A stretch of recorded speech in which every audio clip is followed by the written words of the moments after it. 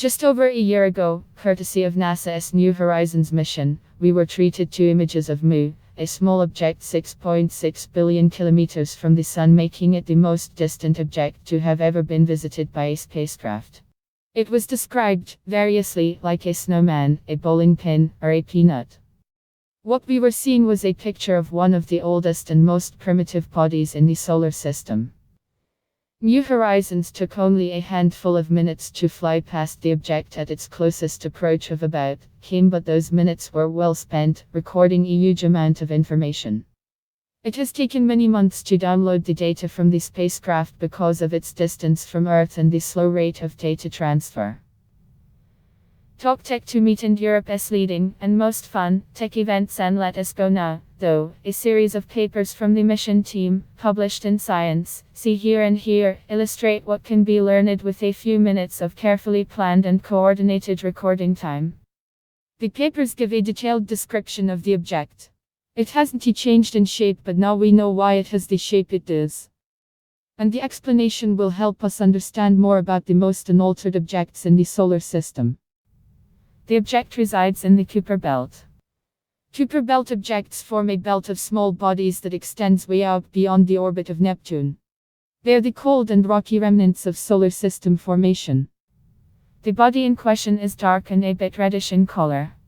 Its double-lobed appearance resembles Comet 67P/Churyumov-Gerasimenko, the target of ESA's incredibly successful Rosetta mission.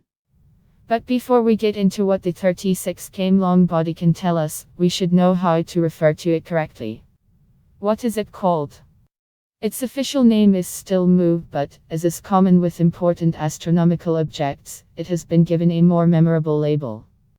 For many months following the flyby, Mu was referred to as Ultima Thule, meaning a far distant land, and Mu certainly was, and is, a far distant land. Read, strange signals coming from space every 16 days are puzzling scientists, but this nickname was rather controversial, as it has links to Nazism, with Thule referred to as the original origin of the Aryan race according to far-right mythology. The New Horizons team also wanted something more specific. In November 2019, the International Astronomical Union, the organization that oversees the naming of astronomical objects, agreed to name Mu Arrokoth. Why Arrokoth?